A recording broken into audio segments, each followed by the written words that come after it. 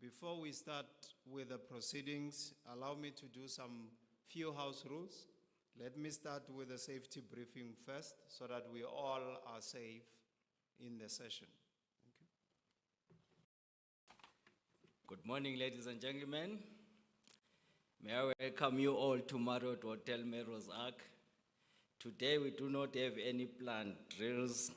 However, in the event of an emergency situations,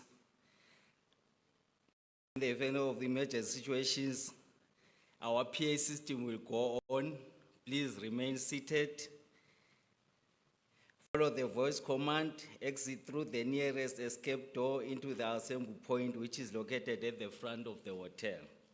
In the event of a medical emergency, the hotel has got qualified first aiders that will assist the patient while we await for advanced medical support from MediResponse, who are our partners and are based here in the Prince. In the event of load shedding, please remain seated. Our standby generator will kick in after a few minutes of change down.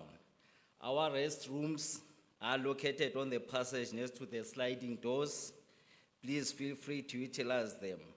Last but not least, please remember to keep your valuables with you at all times. Ladies and gentlemen, I thank you for your time. Have a great day ahead. Thank you very much. And now that that is out of the way, we have already announced the channels that we're going to use.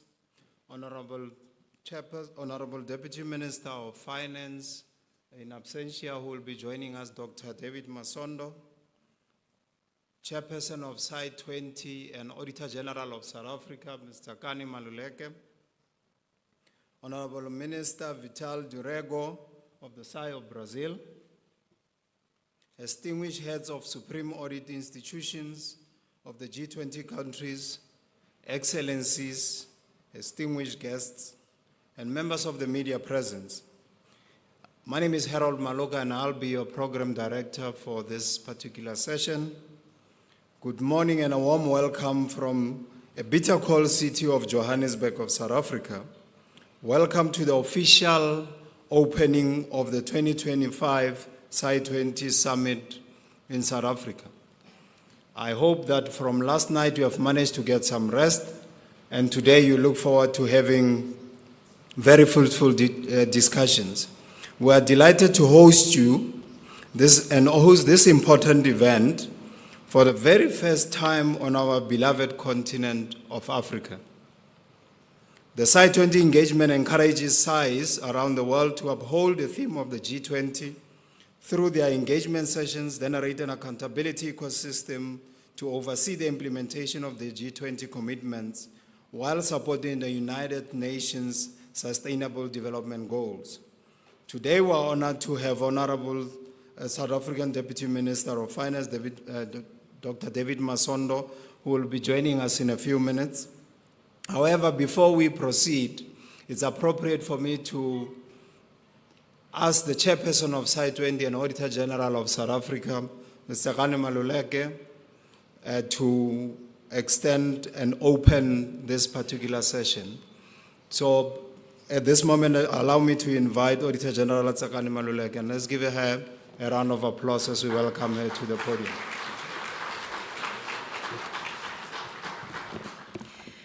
Thank you very much, Program Director Harold Maloka, the Head of Communications of the Supreme Audit Institution of South Africa. I'm aware that we are going to welcome the Deputy Minister of Finance, Mr. Dr. David Masondo, in a few minutes.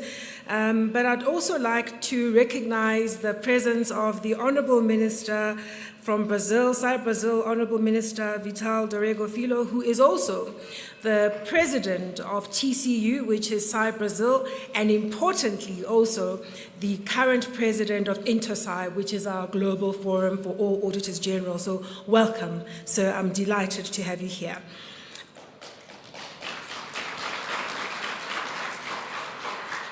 I'd like to greet all of the heads of SAI, starting with those that are of SAIs belonging to the G20, as well as the heads of SAI from the broader community of InterSAI. I'm aware that we have observers.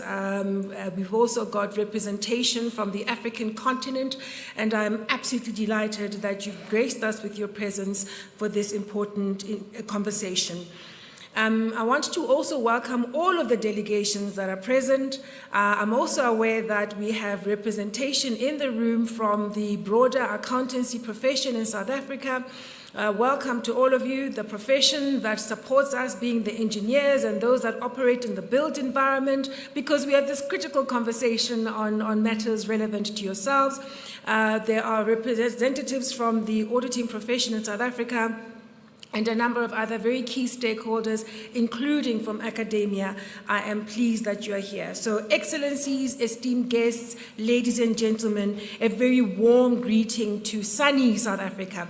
It may be a little chillier, although AG Norway keeps telling me that there's nothing cold about South African winter, but it is wonderful to have you here.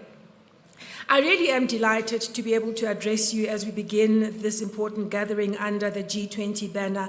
And I also must start by saying that I am particularly grateful to all of you that have traveled from different parts of the world, especially in this time of tremendous turbulence. It does feel like we keep lurching from crisis to crisis. One of our colleagues from the UAE was going to travel and unfortunately had to delay his travel out of the country as the airspace was closed. It's another reminder of the type of environment within which the SAI-20 meeting, the SAI-20 summit takes place. Perhaps it's a good thing that this is where we are, because the truth is that G20 was born out of a crisis. From the 2008 global recession to the COVID-19 pandemic of 2020 and beyond, this important platform of global solidarity and collaborative problem solving has served as a platform through which both developing and developed countries and economies in the world, representing 85% of global GDP, over 75% of international trade, and about 2/3 of the world population. These countries, these economies, these people have come together to not just make sense of the challenges that confront them in terms of their own countries, but also in the world stage, but to also put in place robust plans to mobilize and coalesce their collective resources to overcome those challenges and more strongly position themselves for enhanced socio-economic development and prosperity. This year, these nations gather on the African continent for the very first time under the banner of the G20. This is a time of no less tumult and peril in the affairs of the world, as those that served as the cauldron in which the G20 was originally forged. We are here today, along with the billions of souls that are represented by our presence, living through times of war, hunger, and unprecedented climatic disaster among the multitude of challenges confronting the world today. On this very continent, of 54 great countries, for instance, we find ourselves teetering precariously on the tightrope between harnessing opportunity and being overcome by calamity.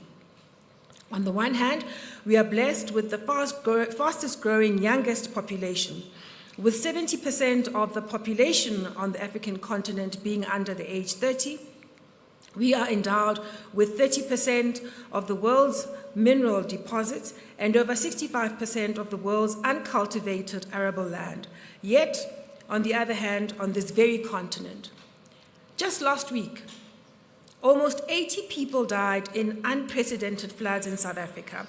Now, while this happens in the context of the worst floods ever seen in that region, as part of addressing government's disaster response, we need to think carefully about the future needs for infrastructure so that we can resist such climatic conditions and pressures and enable emergency responders to act quickly, effectively, and without delay. On this continent, just last month, the UN World Food Programme warned that millions of people were facing record levels of hunger as conflict, displacement, economic hardship, and repeated extreme weather pushed 50 million people across the world into extreme levels of food insecurity. Last year, it was reported that 35 million Africans had been displaced from their homes due to wars and climate, with a six-fold increase in climate disaster-induced displacements being experienced over the last 2 years. This is, of course, not a trend limited to our continent, but indeed a global challenge. Of greater concern is that these are not new problems. These are not new headlines.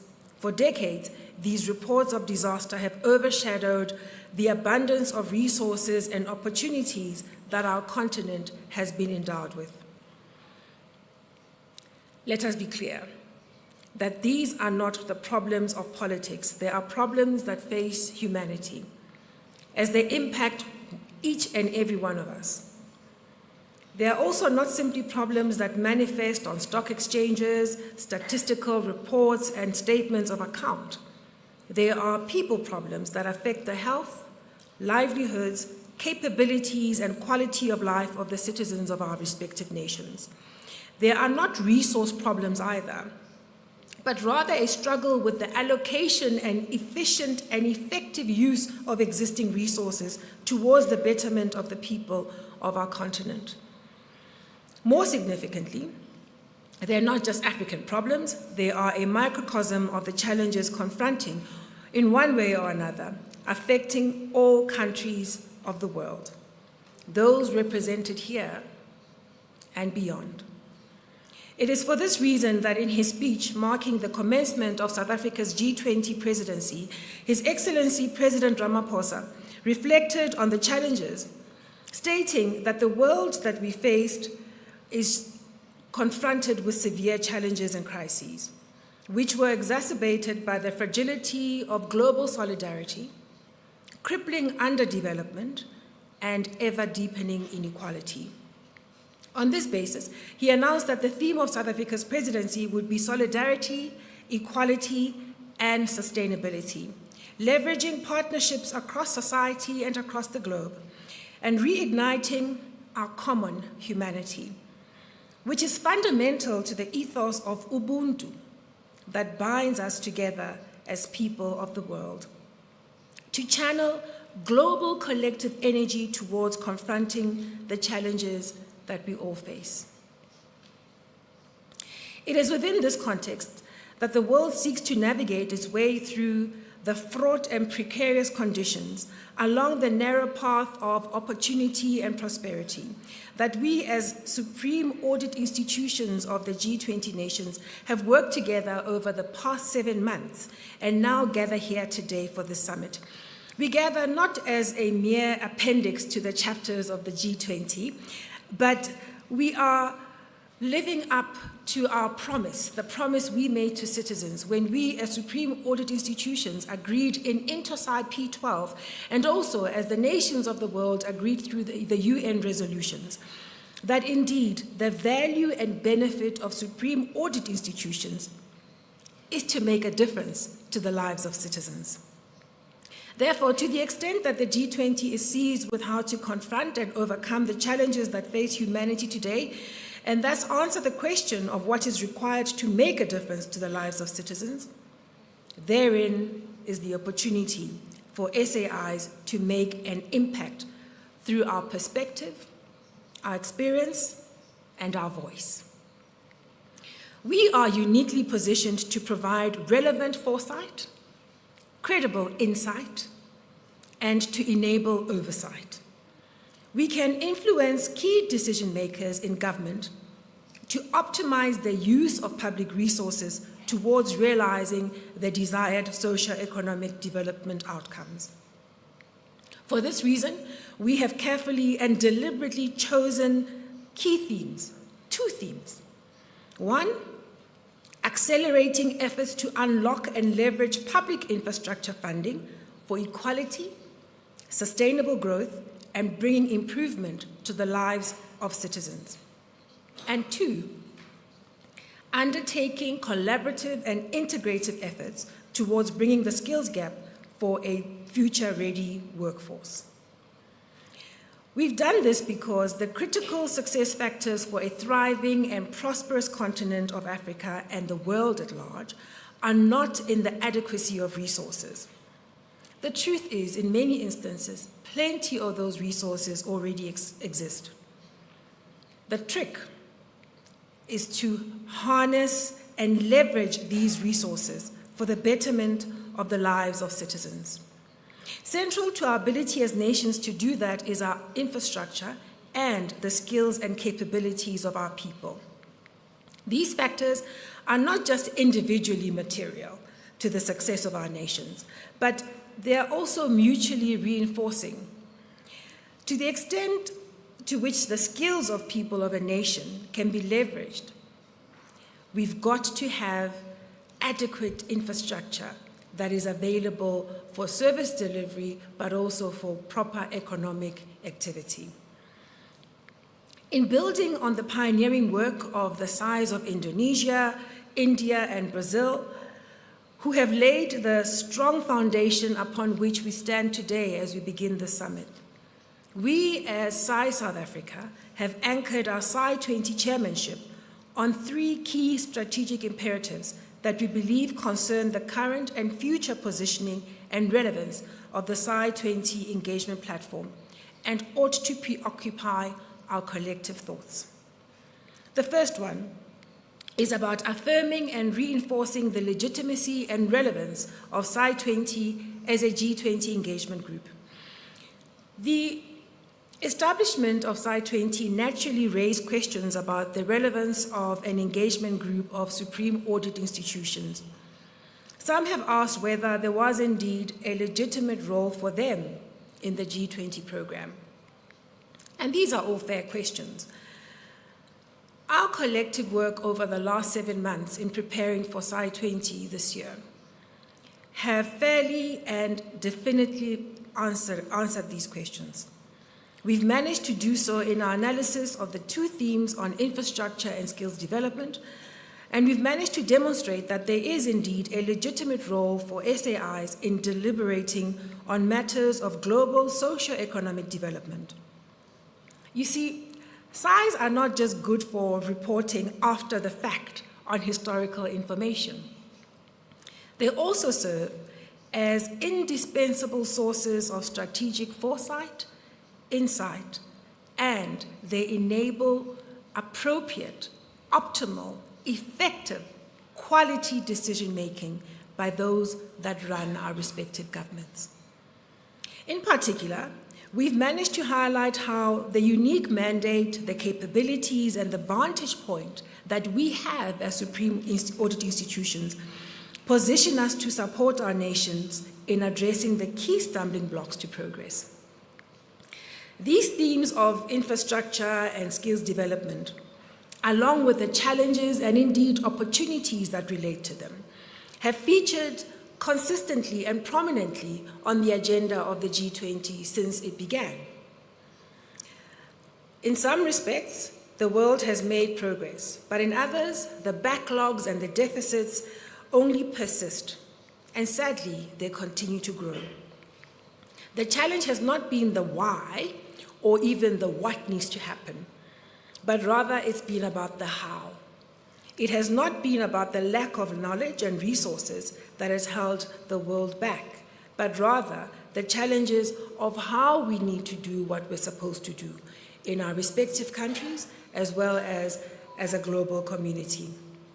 So this year, by focusing our work on the particular factors that have driven the unrelenting persistence of these challenges, we've tapped into our unique expertise and capabilities, particularly relating to having the whole of government view on resource allocations, flows and utilization, as well as risk management, so that we can surface recommendations that governments and Supreme Audit Institutions can apply as they aim to unlock the much-needed accelerated progress towards the realization of the goals that deal with these particular areas of development.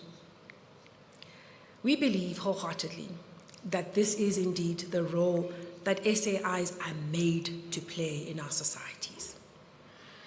The second aspect of what we believe ought to preoccupy our collective thoughts over the next few days is about how we position G20 as a necessary and relevant complementary platform to other international platforms of SAIs, particularly in the inter-SAI community.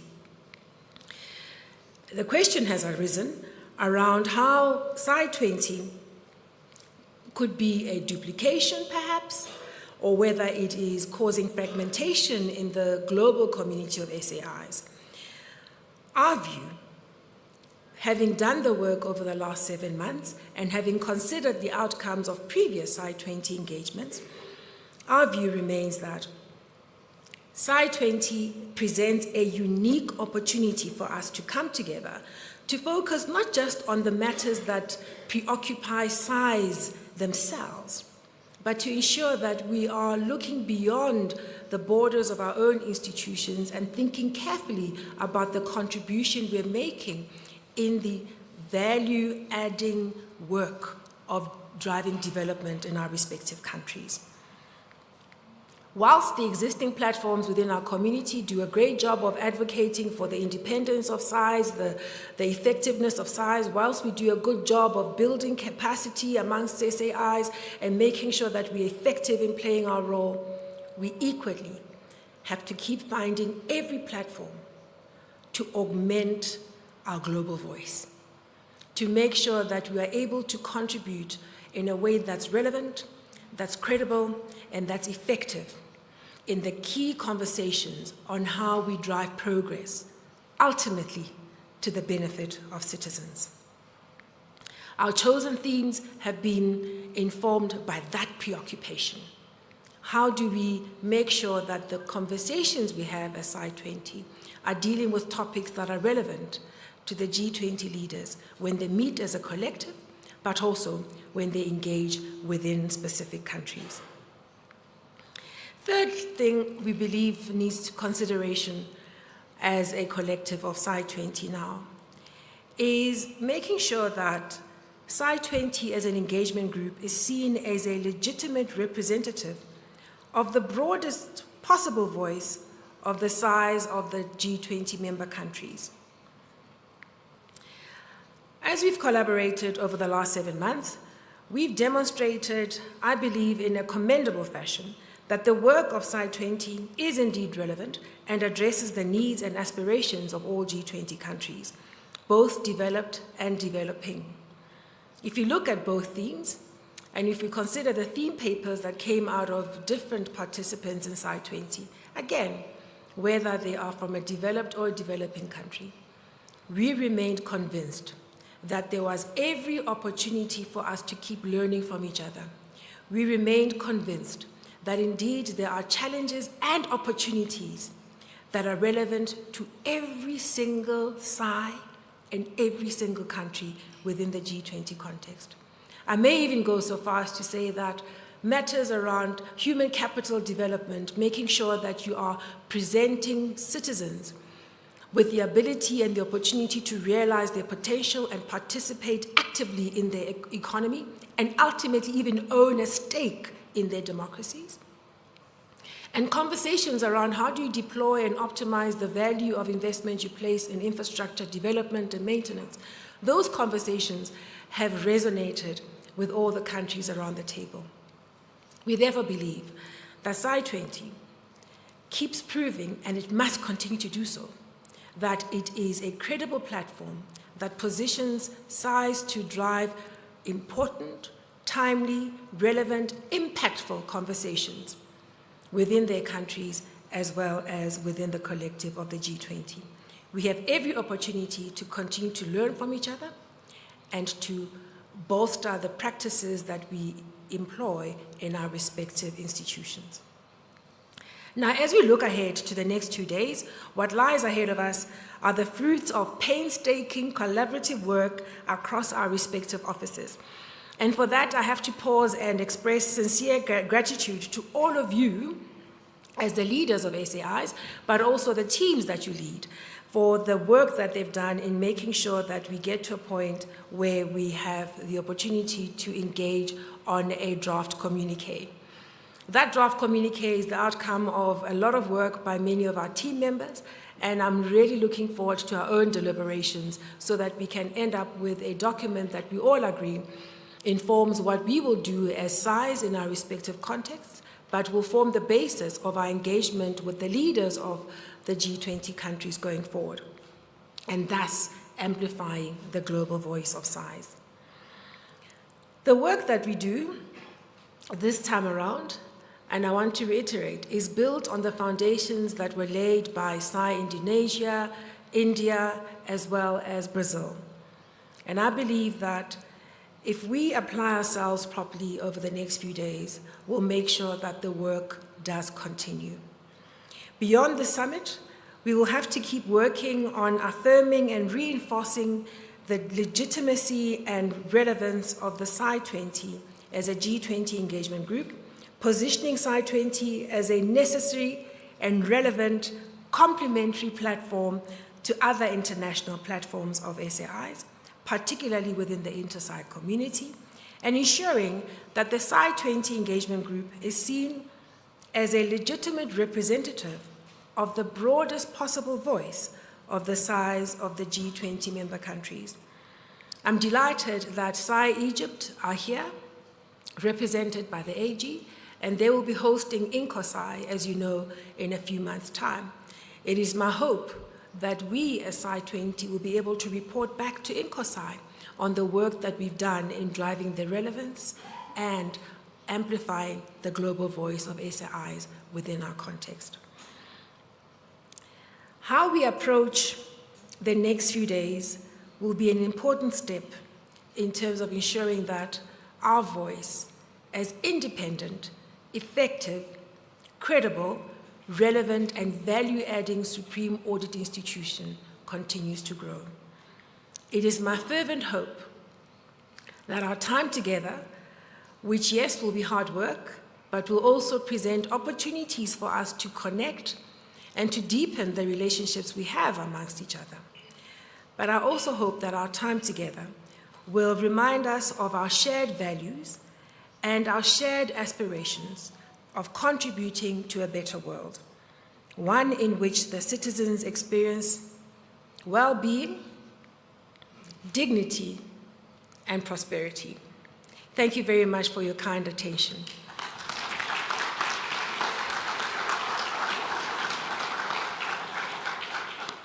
Before I leave the stage, I'd like to officially welcome the Deputy Minister of Finance, Dr. Masondo, who's here. We're delighted that you've been able to join us. I'm aware that life has presented you with a number of different challenges as we seek to approve the national budget. Thank you for being here, sir.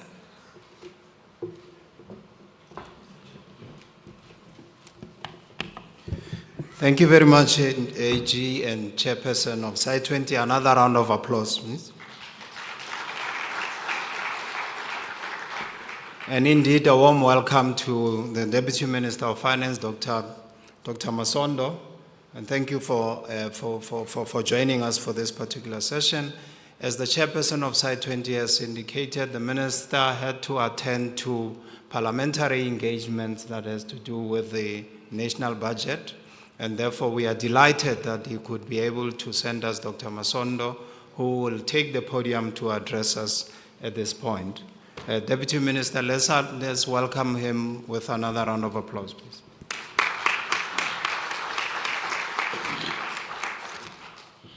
Chairperson of the Supreme Audit Institutions, 20, who's also our Auditor-General in South Africa, Tsakani Maluleke. And thank you for inviting me through the Minister to this important summit today. Let me also acknowledge Honorable Minister Vital Doreko Filho of Brazil. Welcome, sir. The Deputy Auditor General of South Africa, Bonan Chauke, Your Excellencies, heads of Supreme Audit Institutions, and your delegations, honored guests, let me welcome all of you, particularly many of you who come out of South Africa.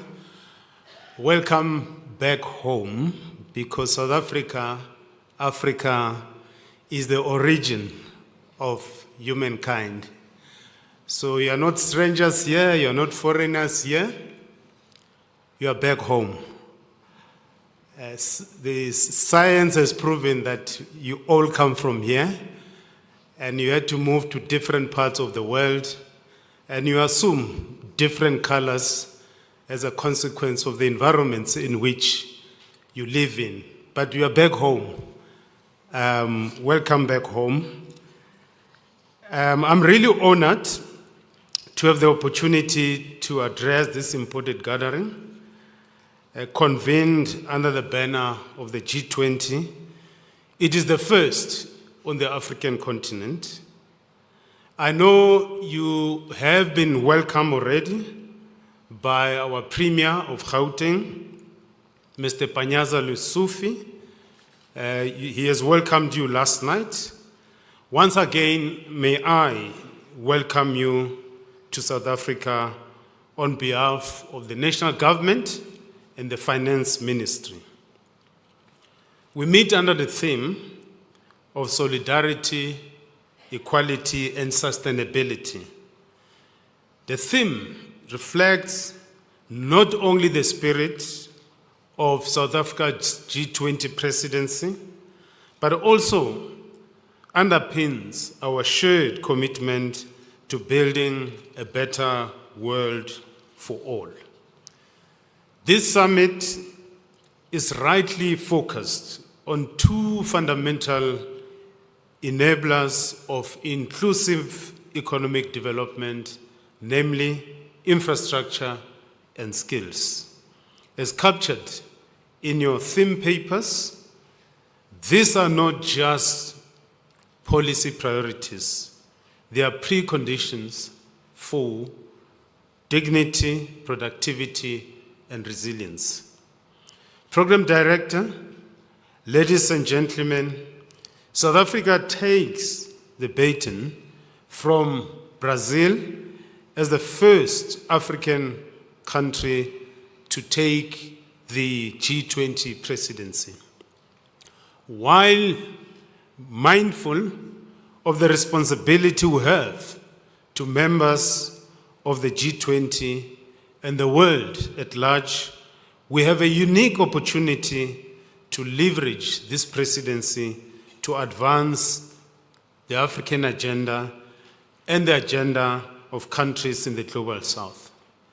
To quote our President, His Excellency Cyril Ramaphosa, open quote, "We will use this opportunity to bring the development priorities of the African continent and the Global South more firmly onto the agenda of the G20. During the G20 finance meetings held earlier this year, there has been broad recognition on the central role of the G20 in fostering stability and strategic direction during this period of global economic turbulences.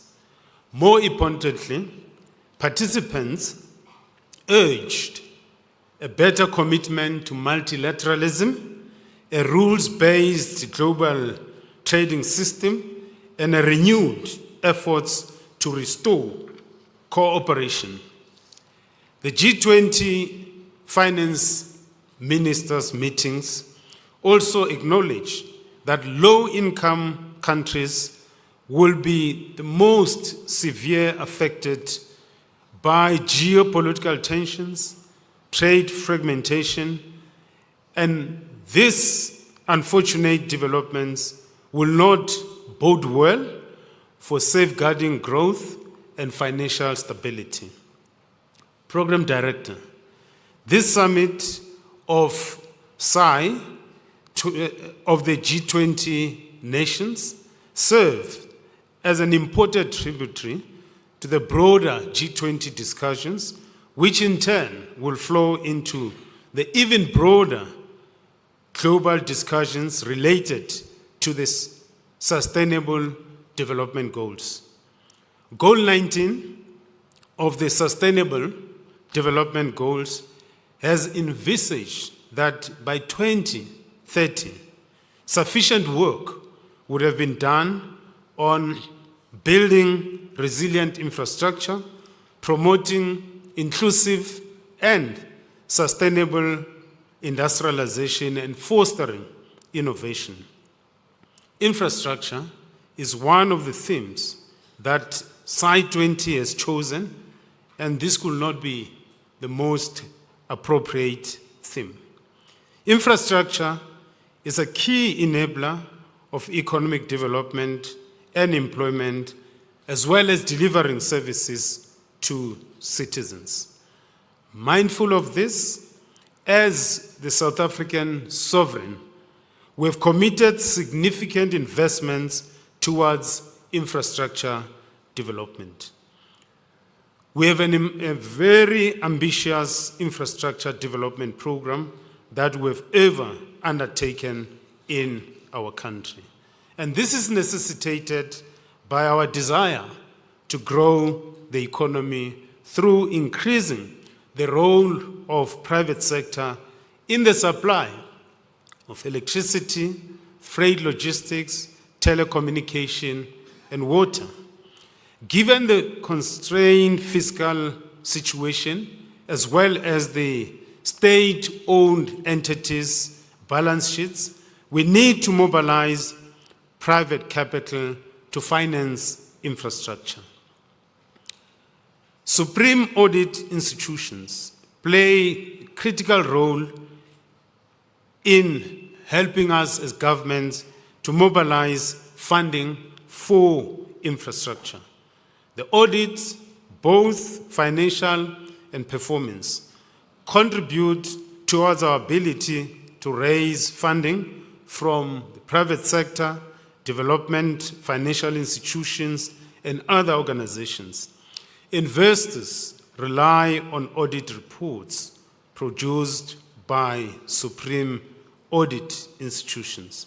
These audit reports help us in examining the internal controls that need to be put in place to ensure the efficient and effective deployment of resources towards the infrastructure delivery programs.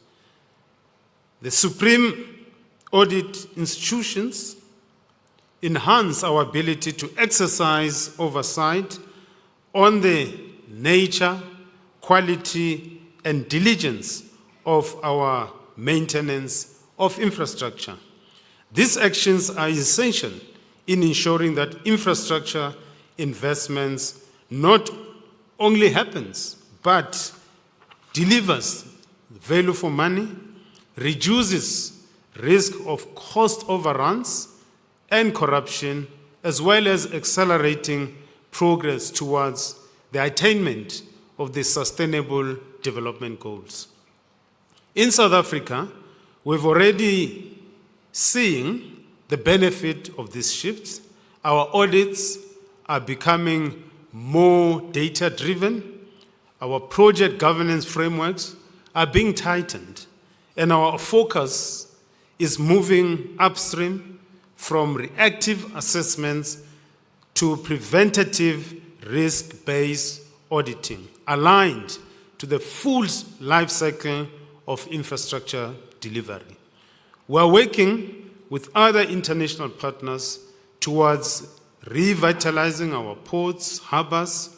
We are upgrading our electricity, digital infrastructure.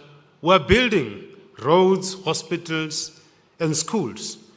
We do all this to improve the socio-economic conditions of ordinary South Africans. This work is also relevant to all countries here. It underscores the importance of the complementarity between Supreme Audit Institutions and their governments in continuous improvement of the living conditions of our citizens. Your theme, which is the second theme, collaborative and integrative efforts for a future-ready workforce, bridging skills gap in sustainable economic growth on skills development, speaks to another critical issue confronting all our government. One of your papers highlights the importance of education insofar as economic growth is concerned. Supreme Audit Institutions play a critical role in education and skills development area. Based on their audits, they are able to help pinpoint areas that need to be strengthened in the overall system of skills development and transition into meeting industry demands. In our South African context, through the work that the National Audit Office, AG, we gain insights into the manner in which our policies across skills development and education translate into action and outcomes in the lived reality of our citizens. We have an enhanced ability to exercise oversight on various aspects of service delivery efforts, being able to be specific in our inquiries and interventions, particularly with respect to the manner in which resources are deployed and the extent to which they are generating desired outcome. Through our South African Audit Office, we also gain foresight in being able to anticipate and plan for emerging needs as they get articulated in audits. Moreover, as your paper highlights, SAI can strategically select audit areas based on evidence and risk, thereby contributing directly to inclusive economic growth. Supreme Audit Institutions are central to the future of effective public finance, resilient institutions, and developmental governance. Program Director, as I mentioned earlier, SAI-20 is an imported tributary of the G20. Supreme Audit Institutions monitor government spending, but they also play a crucial role in monitoring the attainment of the goals that governments set for themselves. They are important providers of insight, foresight, and enabling oversight. I wish you well during your deliberations, and I'm looking forward to seeing the communique that will be issued by yourself.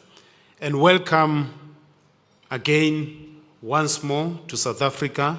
I hope you come back with your friends and families to explore and enjoy the beauty of this country, the country of Nelson Mandela. I thank you.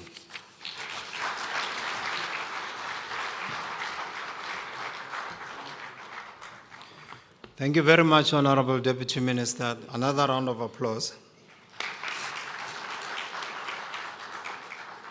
I must say, as the Deputy Minister was speaking, I was reminded of the fact that this is the man who conquered his 7th Comrades Marathon.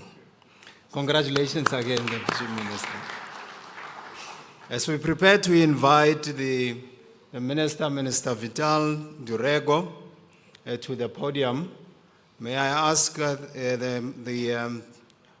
all those who need the headphones, let me remind you that the channel English is on number 1, if we can have them on the screen. English is number 1, number 2 is French, number 3 is Portuguese, and number 4 is Arabic. Honorable Minister, the floor is yours. Thank you. Another round of applause, please. Muito bom dia, senhoras e senhores. Dois sentimentos afloram a minha mente e sacodem meu coração neste momento. Está aqui, como bem disse o nosso ministro adjunto de Finanças, Davi Mazono, está aqui na Mãe África é um momento de particular satisfação. Está aqui sob inspiração de Nelson Mandela, o libertário, o resiliente, o homem que produziu a paz e não a guerra. Em tempos de hoje, em tempos tão difíceis, lembrar da vida de Mandela é fazer uma profissão de fé e de paz. Quero cumprimentar a minha particular amiga e extraordinária auditora-geral da África do Sul, Sakane Maluleke. Maluleke é dessas mulheres que o mundo coloca especialmente em cada um desses espaços. Eu acompanho a trajetória de Maluleke com absoluta atenção. O seu discurso, a sua palavra, parece uma oração. E é por isso que me dá tanta satisfação ouvi-la, quando trouxe aqui uma palavra forte de solidariedade, de equidade e de sustentabilidade, trazendo e evocando o sentimento da unidade de todos nós e a presença dos senhores e das senhoras aqui. Elas confirmam esse sentimento de unidade, porque somente a união e o diálogo entre as SAIs pode fortalecer o trabalho do G20. Há, sem dúvida alguma, uma relação intrínseca entre a SAI e o G20. O G20 não pode viver sem a SAI, porque no mundo em que as finanças públicas são cada vez mais difíceis de encontrar, em que o dinheiro no mundo está cada vez mais raro, o que garante a segurança jurídica do investidor que vem trazer infraestrutura, o que garante a segurança jurídica daqueles que querem investir no Brasil ou em qualquer parte do mundo, é o trabalho dos nossos auditores, é o empenho dos nossos colaboradores, que fiscalizam cada centavo dos recursos públicos. E esta segurança jurídica, somente o SAI 20 pode oferecer ao G20. Por isso, minhas congratulações, minhas felicitações ao trabalho desenvolvido pela África do Sul, e aqui estamos todos reunidos, com honra e profundo apreço, que tomo a palavra nesse momento tão significativo para todos nós. Por ocasião da abertura oficial do SAI 20, aqui nesta vibrante e acolhedora cidade de Joanesburgo. Permitam-me iniciar agradecendo, como já fiz, a nossa auditora-geral, cuja liderança firme e generosa, aliada ao empenho notável de sua equipe, tornaram-se possível a realização deste encontro. O trabalho conduzido pela SAI da África do Sul ao longo desse ciclo representa um exemplo claro do compromisso com o fortalecimento do diálogo institucional e com o papel transformador das instituições superiores de controle no cenário global. O SAI 20 tem demonstrado um espaço cada vez mais relevante para o intercâmbio de ideias, não somente entre instituições superiores de países que compõem o G20, mas também de países convidados, interessados no debate acerca de temas importantes para o futuro do mundo. Este grupo de engajamento nos permite refletir conjuntamente sobre os desafios de nossas sociedades e, sobretudo, oferecer contribuições concretas para a melhoria da gestão pública.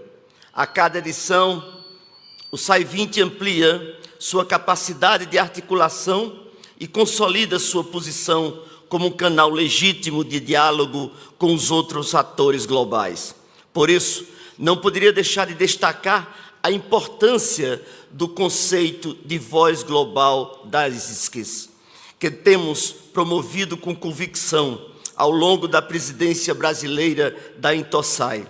Esta iniciativa se conecta com o trabalho desenvolvido pelo SAI20, buscando justamente fortalecer a participação técnica e institucional das nossas organizações nos debates multilaterais, contribuindo para decisões mais informadas, mais equilibradas, mais sensíveis às realidades nacionais. O projeto que o Brasil iniciou nessa presidência, dando à Intosai, ou ampliando a Intosai a voz global, ele atende exatamente aos interesses dos menores. Conversava ontem, numa reunião com auditoras gerais do mundo inteiro aqui representadas, e via a necessidade de que essa voz global tivesse amplitude, Maluleque. Essa voz global tivesse parcerias, fosse distribuída a todos os países do mundo, principalmente aqueles que muitas vezes estão com suas vozes adormecidas e silentes. A ISC da África do Sul deu continuidade a esse esforço ao propor uma abordagem inclusiva e participativa para a elaboração dos produtos desse ciclo. Esta abertura ao diálogo, à diversidade de perspectivas, tem um valor estratégico, também simbólico. Ela reforça que, ao escutarmos diferentes realidades, não apenas enriqueceremos o debate, mas também nos tornamos profissionais mais preparados e cidadãos mais conscientes. Os temas desse ano, infraestrutura e educação, são essenciais para a construção de uma sociedade mais justa, mais resiliente e mais sustentável. Discutir esses assuntos sob a ótica do controle externo é uma demonstração clara que as nossas instituições estão comprometidas com o desenvolvimento a longo prazo e com a promoção de equidade. Este encontro é o resultado de um processo intenso de trabalho técnico e colaborativo. Ao longo do último ano, nossas equipes participaram de diversas reuniões, compartilhando experiência, contribuindo para a elaboração de recomendações consistentes que hoje chegam à nossa mesa para validação na declaração oficial do SAI20 2025. Esse esforço conjunto demonstra o valor da SAI20 como espaço de confiança mútua e colaboração institucional. Neste momento, o mundo enfrenta desafios cada vez mais complexos e transformações cada vez mais rápidas que afetam diretamente milhões de vidas. Conflitos armados continuam a devastar regiões inteiras, causando milhares de mortes e deslocando milhares de pessoas. O mundo tem comprado cada vez mais armas que matam do que produzido fome que salva. Além disso, tensões geopolíticas em áreas especiais agravam a instabilidade global, enquanto os nossos focos de violência surgem em países na África, na América, na República Popular do Congo, por exemplo, onde conflitos internos e disputas por recursos naturais perpassam crises humanitárias. Paralelamente, a fome e a insegurança alimentar atingem níveis alarmantes. Centenas de milhões de pessoas sofrem de fome crônica, agravada por fatores como mudanças climáticas, epidemias, interrupções nas cadeias de suprimentos globais. Em países como a Somália, o Iêmen e o Haiti, a combinação de conflitos, desastres naturais e crises econômicas tem levado a milhões de seres humanos à beira da inanição. A situação ainda é mais crítica em regiões onde a ajuda comunitária enfrenta barreiras logísticas e políticas. Diante desse cenário, as instituições superiores de controle ganham ainda mais relevância ao reforçarem princípios que nos unem, como o compromisso com a integridade, a responsabilidade pública, a boa governança e a transparência. Esses valores são fundamentais para enfrentar os desafios atuais, promover a paz, garantir a segurança alimentar, construir um futuro mais justo e sustentável para todos. A cooperação internacional, o fortalecimento das instituições e o respeito aos direitos humanos devem ser pilares centrais para superar as crises que ameaçam a estabilidade e o bem-estar global. É importante ressaltar que a SAI-20 não é apenas um fórum técnico, é uma oportunidade para que juntos reafirmarmos o papel das SAIs como agentes construtivos e parceiros confiáveis no fortalecimento das políticas públicas e no compartilhamento do conhecimento. Ontem, discuti longamente com a nossa colega, a primeira presidente do Tribunal de Contas do Reino do Marrocos, senhora Zeneb Akoui, sobre desafios enfrentados nas diferentes regiões da Intossai. E na condição de presidente da Intossai, conclamo a todas as ISCs a compartilharem experiências e conhecimentos, em especial àquelas SAIs mais carentes de recursos, para que o nosso trabalho se torne cada vez mais relevante e seja uma ferramenta verdadeira na transformação e na melhoria das condições de vida dos cidadãos. Desejo que esse encontro, por fim, seja produtivo e que o espírito de cooperação continue a nos guiar e que possamos, ao longo dos próximos dias, fortalecer nossos vínculos institucionais e humanos, sempre com respeito, diálogo, escuta e responsabilidade. Muito obrigado a todos pela atenção.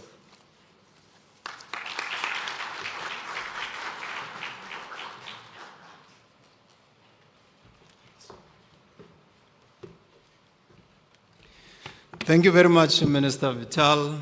Another round of applause for the Minister. We are now proceeding to the next item on the agenda, which we are now going to have a presentation of the SAI-20 Journey Map, the methodology and alignment to the G20 theme to solidarity, equality, and sustainability. And it's my pleasure to introduce Rory Sang Chabalala, who has been leading the content development. Most of the technical teams that attended the 3 meetings that we have had would know that he has been the one working together with Jan van Schalkwyk, presenting the key themes and guiding the discussions up until at this point. So with that, let's give them a round of applause to come to the stage. Thank you. Rory.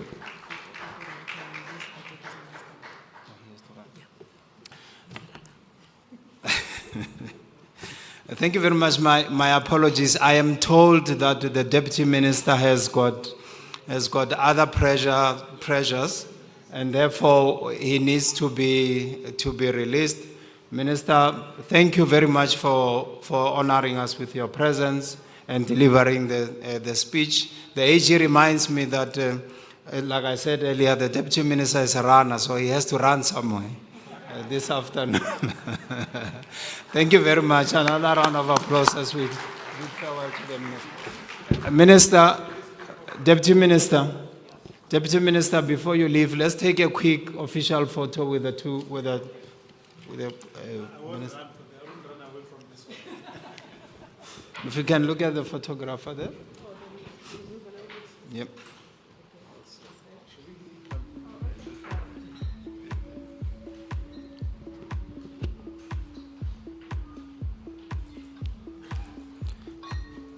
Thank you very much. Thank you very much. Thank you very much. Thank you very much, Minister, and safe travels. Rory Chabalala, to the podium. Thank you.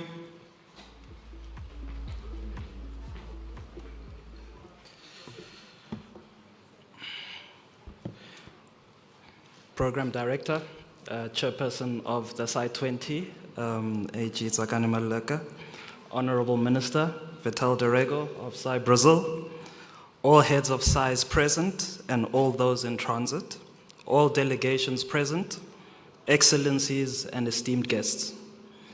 It is my role today to describe and just to articulate the journey that we have all collectively walked from the beginning of our process 7 months ago to where we are today and leading up to the conclusion and consensus that we will forge by the end of the summit.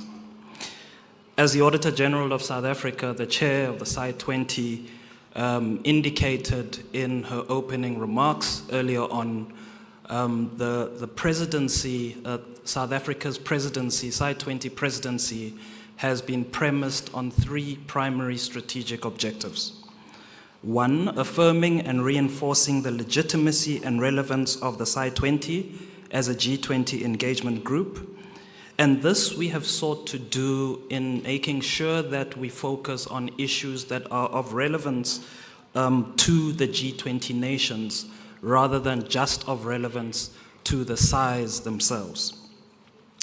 Also, positioning SAI20 as a necessary and relevant complementary platform to other international platforms of SAIs, particularly within the inter-SAI community.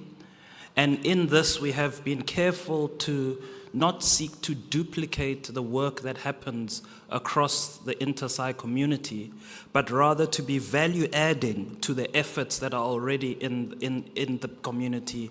In particular here, thinking about bodies such as the Capacity Building Committee and the Supervisory Committee on Emerging Issues. The third objective has been to ensure that the SAI20 engagement group is seen as a legitimate representative of the broadest possible voice of SAIs of the G20 member countries.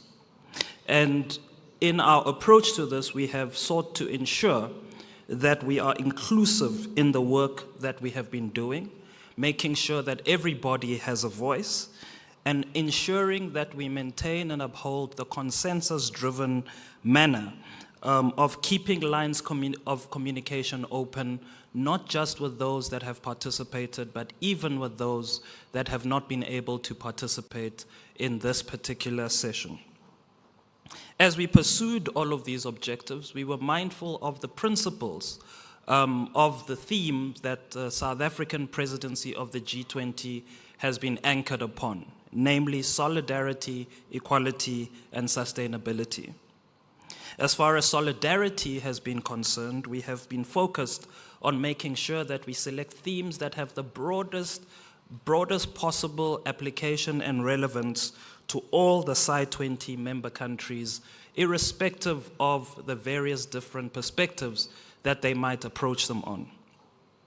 With equality in mind, we have been very deliberate in maintaining and advancing a consensus-based spirit, making sure that all voices are heard, including those of our observers and guests, always bearing in mind that the best possible answers never really sit in a single entity, but rather that they are derived from the whole being greater than the sum of the parts. With sustainability, we have been deliberate about not just focusing on the theme-based work of the SAI20 that will lead towards our communique and the adoption thereof. We have also sought to focus our work on ensuring that we are deliberate in reflecting on the future sustainability of SAI20 as an engagement group, making sure that we are not simply focused on the content of our themes, yet ignoring the question of whether we will remain relevant for the next 100 years.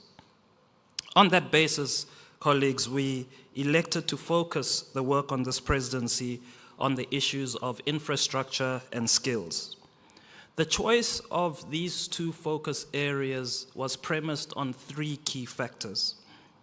Firstly, in the review of our work, in our review of the work of the G20 nations over or since inception, we realized that these particular issues were issues that had remained on the G20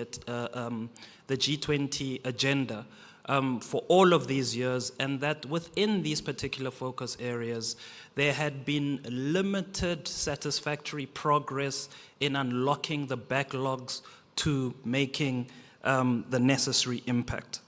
So in this regard, we sought to focus on these issues as we felt that, firstly, they were issues of significant relevance to the G20 nations in particular, but also that they were a particular area in which we could provide relevant, effective, and impactful solutions towards unlocking the constraints to meaningful progress. This being the first G20 and Sci-20 on the African continent, it was also important for us that we focus our particular themes on the ability of the nations of our great continent to accelerate their socio-economic development progress. On the one hand, with significant infrastructure backlogs constraining socio-economic development, and on the other hand, our continent having the youngest population of any of the continents of the world, and thereby presenting us with the opportunity for a demographic dividend, it was important and it was fitting that we focus our work on these particular themes. Even as we ensured that these themes had relevance to our African context, we were also very deliberate in making sure that they had generalized relevance across all of the nations of the G20. This was important in ensuring that we position the Sci-20 as relevant not just to the needs and aspirations of a subset of its membership, but that the Sci-20 would have relevance to the broadest possible needs and aspirations across our 20 nations. We were, however, careful, colleagues, to not simply add to the noise as far as both those particular themes were concerned. As we know, both of them have been engaged with and dealt with at great lengths and in great detail across many different platforms. So we sought to be a lot more precise in how we approach these particular topics, specifically focusing on areas of key constraint in the ability of the G20 to make meaningful progress in advancing and realizing the outcomes that they seek in these particular areas. So on that basis, we landed on our themes being specifically articulated as, firstly, accelerating efforts to unlock and leverage public infrastructure funding for equality, sustainable growth, and bringing improvement to the lives of citizens. And secondly, undertaking collaborative and integrative efforts towards bridging the skills gap for a future-ready workforce. With these themes in hand, we were all collectively able to commence the collaborative work of expounding upon them and shaping our communique and our consensus. Firstly, we started off with the concept document. Our first collective task was to take these particular themes and to build out of them a conceptual view of what these issues entailed. This entailed us first putting together a framing document that sought to introduce the themes, to demonstrate their alignment to global socio-economic development priorities, and in particular the SDGs, to locate them as part of the G20 agenda, and to demonstrate the various ways in which they have featured on the G20 agenda since its inception. And then, having done that, to identify the specific, unique role and relevance of size related to those themes. The second thing that we all did, and again, I emphasize that this was the collective work of all of us, and so you can probably see your hand and your fingerprint at each of these stages. The second thing that we did was we all put together our country papers. In addition, the respective member countries put together their country papers on the basis of their own unique national contexts and priorities. They reflected on the strengths, weaknesses, opportunities, and threats that confronted their countries in respect of the themes, and what role their size were playing in harnessing the strengths and opportunities and in mitigating the weaknesses and threats in order to advance their national interests. Thirdly, we moved towards the technical meetings. And in the technical meetings, we all had the opportunity to share our respective country papers based on our individual perspectives. This allowed us to hear from each other and to understand how the respective themes played themselves out in our own individual contexts. While the journey is towards creating a unified view of these particular themes, it was important for us to understand the perspective from which each of the countries came from in being able to contribute towards this collective view. So it allowed for us to debate, it allows for us to discuss, and it allowed for us to engage in knowledge sharing based on these unique perspectives. Out of those discussions, we were then able to put together a draft declaration, and out of that draft, and that draft declaration or communique, as some of you might remember, because I remember it raising the blood pressures for some of you, is it was an 18-page document, probably a record as far as the size of communiques are concerned. It was a deliberate exercise for us to ensure that we consolidate all the views of the respective countries without being unilateral in us truncating them into a shorter document.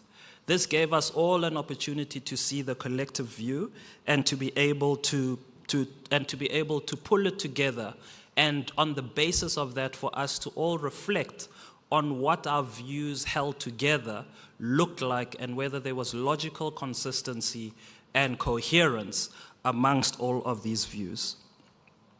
Based on this, we then moved we then established a drafting team which was made up of volunteers from some of the nations. And this team was then responsible for making sure that we reduce these 18 pages of consolidated views into something more manageable, but ensuring that we are not doing this from a unilateral point of view, but that it is something that we are collectively deciding on, making sure that we arrive at a draft communique that is representative of points that are mutually exclusive yet collectively exhaustive. We then moved on to the senior officials meeting, and this allowed our senior officials to consider the draft communique and to also propose changes and refinements thereto. It allowed us to also benefit from the collective, allowed us to benefit as a collective from the inputs and the reflections of experts that were invited to also reflect on our draft communique and to serve as a sounding board on whether we were moving in the right direction. And we were highly encouraged that those experts left the conversation not saying we were moving in the wrong direction, but rather affirming that we were focused and pinpointing the most relevant issues. What followed then were in-country consultations and further comments, and this allowed us to refine our inputs based on these respective inputs that individual countries shared, and any further inputs that they wanted us to consider. And finally, that has led us to today, the Head of SAI's Summit. And at this summit, we finally get to reflect on the great and collective work that all of us have done over the past 7 months, and to reflect on whether it is a robust reflection of our collective intent and whether it is remaining true to the 3 strategic objectives upon which the presidency, South Africa's presidency of the G20 is premised. And as we do that, we get to reflect on whether we have all collectively done the work of ensuring that we arrive at something that is not just good in form, but is also good in substance. a true reflection of what happens when like-minded people who are committed to a common cause reach consensus to change the world. I thank you.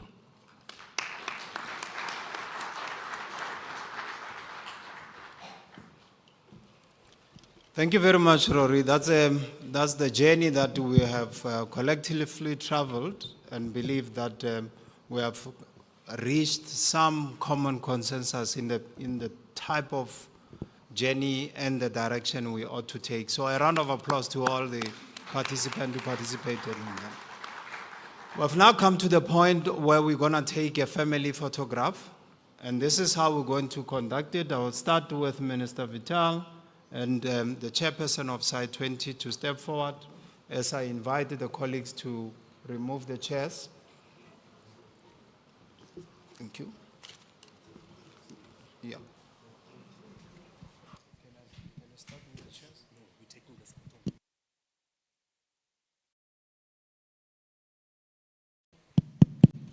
So can I invite the team to remove the chairs behind?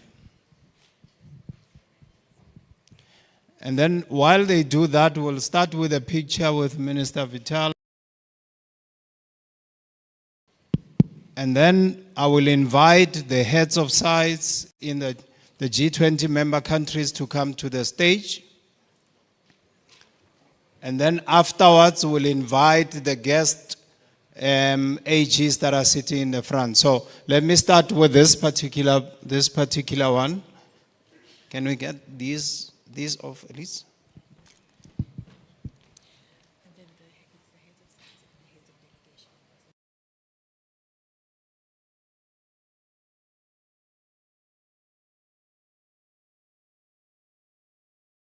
Okay.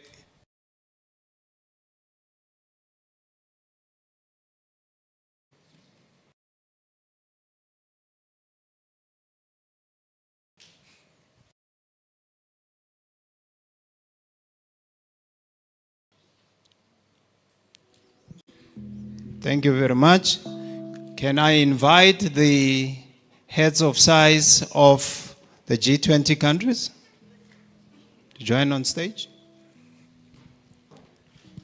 Yes, move back a bit so that others can use, move back a bit. Yes, move back a bit. I need others to use the step. So you need to be closer to that step. Oh, yeah, yes. Yes. So may I request sir to use the back, madam? The back, the step.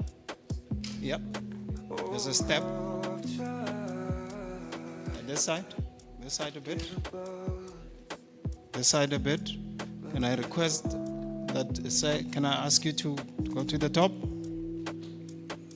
And here. Okay. Can you, up. Can you go up? I request that you go up, sir, Your Excellency. Yes, Your Excellency. Yes, Your Excellency, up.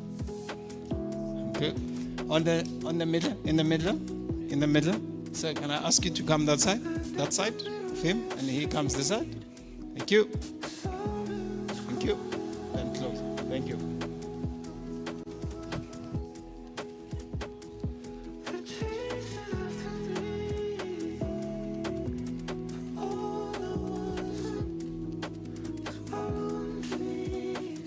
Thank you. At this point, may I invite the heads of size of the guests to please make an approach to the stage.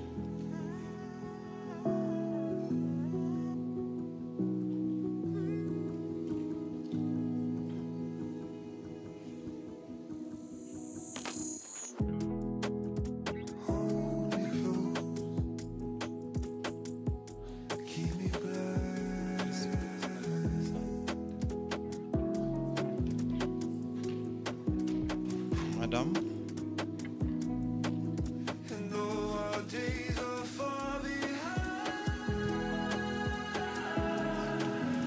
Please go to the top.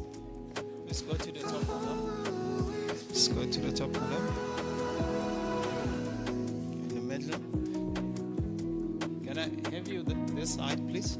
Sir, can I have you this side?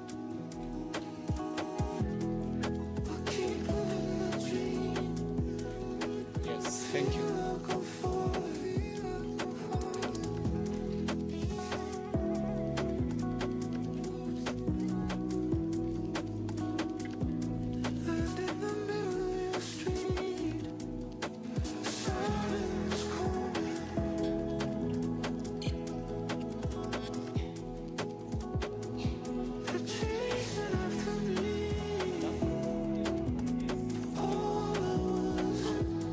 Yeah, I'll see you now. At this point, can I invite the heads of delegations that are here to join on stage?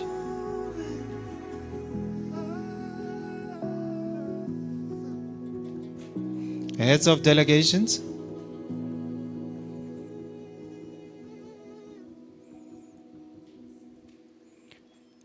Heads of delegation present, please let them go onto the stage.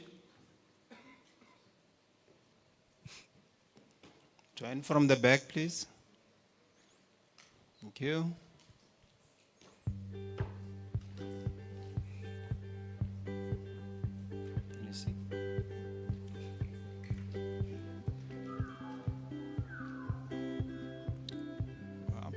Yes.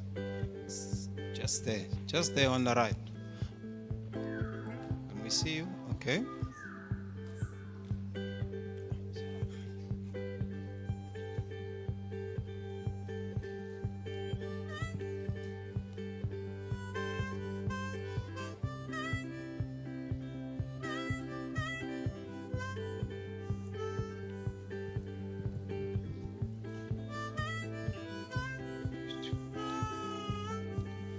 Thank you very much. Excellencies, distinguished guests, we have now at a break. So the heads of Supreme Institutions will be conducted to the holding room. We'll take a break. Please leave the headphones on the table, and we will be commencing with the session exactly at 11:15. Thank you very much. Tomorrow's a new day for everyone.